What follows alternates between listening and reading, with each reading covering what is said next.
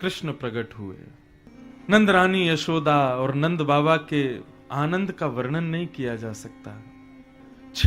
छह दिन के ठाकुर जी हुए, तब एक राक्षसी वृंदावन में आई जिसका नाम है पूतना। पूतना कौन है? पूतना है अविद्या, और कृष्ण कौन है?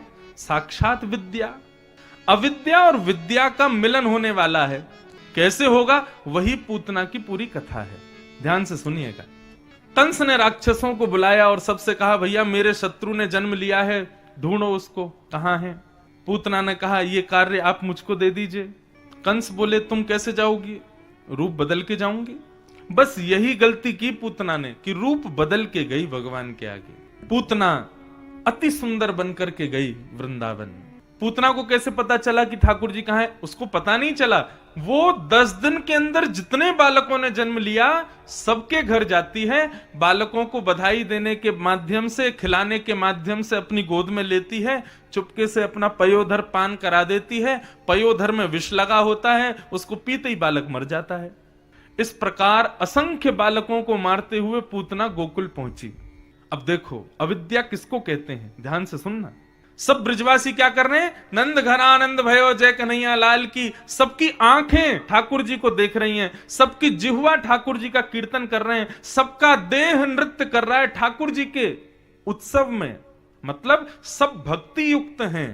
परंतु जैसे ही पूतना गोकुल में प्रवेश करती है, अपनी रूप माधुरी से, अपने तिरछे कटाक्ष नयनों से, अपने पैरों के पायल की झंकार से, अपने सुकोमल स्वरूप से, जो कि उसका वास्तविक नहीं है, बना के आई है जबरदस्ती, उससे समस्त ब्रजवासियों को अपनी ओर आकर्षित करने लगी। यही अविद्या है।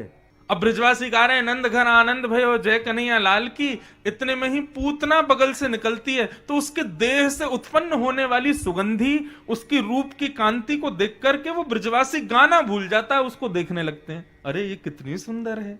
किसी से बात करती है तो गोपियां कहती हैं, अरे ये बोलती कितना मीठा है। उसकी गजगामिनी चाल, उसकी चाल को देख करके कितने ब्रजवासी तो लट्टू हो गए पूतना पे। कई तो ये खोजने निकल गए, देखो तो सही इसका ब्याह हुआ कि नहीं, नहीं हुआ वो तो हम अपना नंबर लगा लें। इतनी सुंदर बन के गई पूतना। पूतना आई, पूतना के रूप को देख करके सब मोहित हो गए।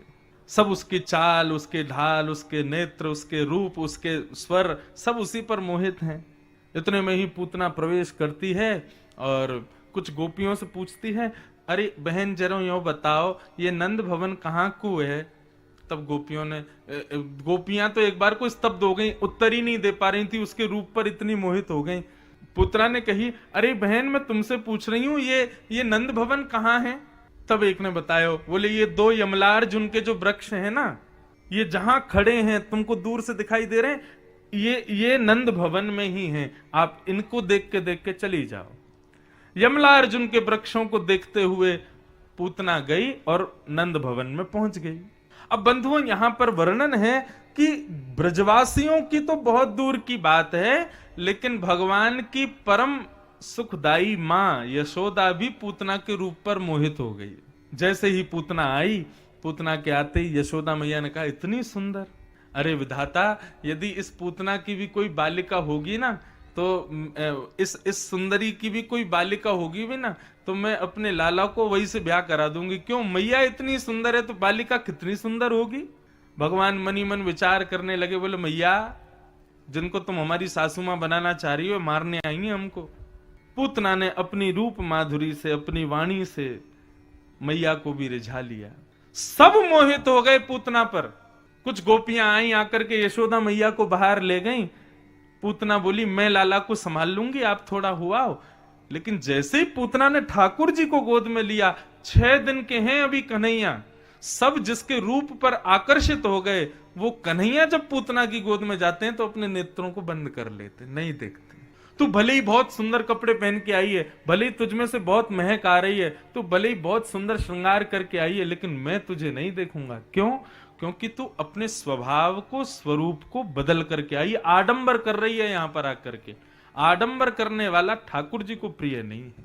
पूतना ने भगवान को गोद में लिया, भगवान ने पूतना को नहीं देखा। नहीं, यदि श्रृंगार ठाकुर जी से मिलने के लिए किया होता तो ठाकुर जी देखते। उसने श्रृंगार ठाकुर जी को मिलने के लिए थोड़ी किया था, उसने तो सब जगह विश्वास प्रकट करने के लिए, ताकि मुझे कोई रोके ना। पूतना का श्रृंगार, पूतना का स्वरूप, पूतना का स्वभाव संसार के लिए है। यदि ठाकुर जी के लिए होता तो ठाकुर जी देखते। पूतना ने अपना पयोधर भगवान के मुखमंडल में दिया, भगवान ने विष को पिया, उसके दुग्ध को पिया, उसके पुण्यों को पिया, पापों को पिया, रस तत्वों को पिया, और पीते पीते पीते पीते पीते पीते ठाकुर जी ने अंत में कस करके पूतना के प्राणई शमम रोष शमन वितो पिबत, ठाकुर जी ने पूतना के प्राणों को निकालना शुरू किया। और जैसे ही पूतना के प्राण निकलने लगे, थोड़ी देर तो पूतना बैठी रही, लेकिन थोड़ी देर बाद व्याकुल होने लगी, घबराहट होने लगी, पसीना युक्त होने लगी, धीरे धीरे उसका सारा मेकअप धुल गया। ये विशाल नेत्र, बड़ी बड़ी भौहें, बड़े बड़े कान, काला कलूटा स्वरूप, बड़ी बड़ी जटाएं, बड़े बड़े दांत, नाखून आदि राक्षसी रूप में प्रकट हो गई पूतना। भगवान ने जैसे ही प्राणों को निकाला है, अरे बालक छोड़, अरे लाला छोड़, अरे बालक छोड़, चिल्लाने लगी। तो 6 दिन के कृष्ण, अभी दांत भी नहीं निकले, दांत भी तो बहुत दिन बाद, क्या 6 दिन का बालक तो स्वयं को संभाल भी नहीं पाता, लेकिन 6 दिन के ठाकुर जी बोल पड़े, मौसी जी हम पे तो पकड़ो ही आवे, छोड़ो ना आवे, और एक बार जाकू पकड़ लेना तो फिर ठिकाने लगा के छोड़ें। कभी कभी लगता है पूतना के प्राण तो भगवान के स्वर सुन के ही निकल गए होंगे, 6 दिन का बालक बोल रहा है। और पूतना का विशाल विकराल स्वरूप नंद भवन के पीछे जाकर के गिर पड़ा, पूतना के प्राण निकल गए। बोलो पूतना मर्दन भगवान की।